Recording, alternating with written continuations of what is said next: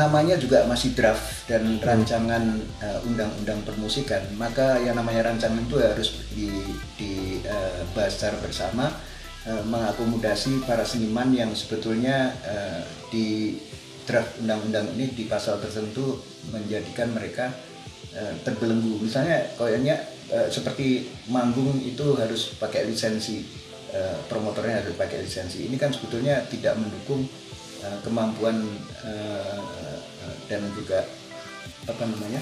komunitas musisi indie yang biasanya mereka manggung secara bersama, membiayai pertunjukan itu secara bersama. Kemudian sertifikasi musik tadi.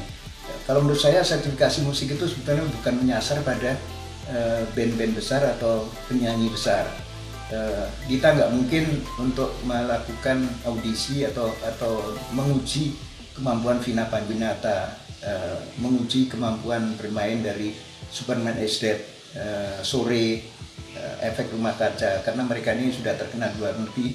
Bahkan pada saat kita wawancara ini Efek Rumah Kaca sedang di luar negeri, di Amerika, dan itu tanpa harus membawa sertifikat mereka sudah sukses sana. Jadi yang paling penting adalah CV-nya. Sertifikasi ini lebih menyasar pada mereka yang akan mengajar di lembaga-lembaga pendidikan musik, misalnya kayak Farabi, Yamaha, terus Purwacaraka dan sebagainya, yang mereka ini jangan sampai muridnya lebih jauh, agar mereka punya standarisasi tertentu, tidak sekedar untuk mengajar tapi juga mendapatkan pendapatan atau gaji yang memadai. Itu kira. Dan sertifikasi ini juga berguna untuk masuk ke hotel, masuk ke di dalam negeri maupun di luar negeri, hotel berbintang. Dengan demikian mereka akan lolos dari itu. Jadi kalau yang mudah terkenal hanya menyerahkan CV atau curriculum vitae-nya mereka, itu akan lolos sekali dan tidak perlu sertifikasi. Banyak sekali yang perlu didiskusikan, dan lembaga pemerintah maupun DPR itu kan terbuka terhadap masukan-masukan, dan biasanya ada yang namanya dengar pendapat di DPR. Jadi pada saat dengar pendapat itulah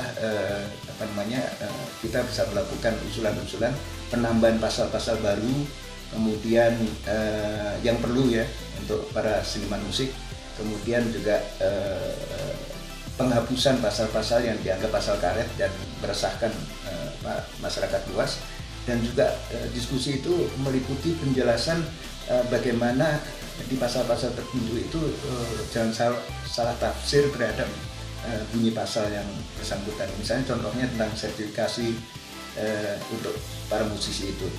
Nah, itu contoh-contohnya.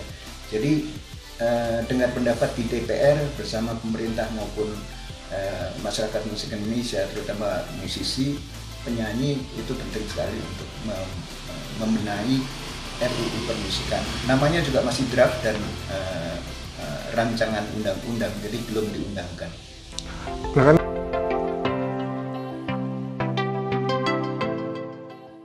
Jadi jangan lupa untuk subscribe Cumi Cumi. Ditekan ya tombol lonceng merahnya.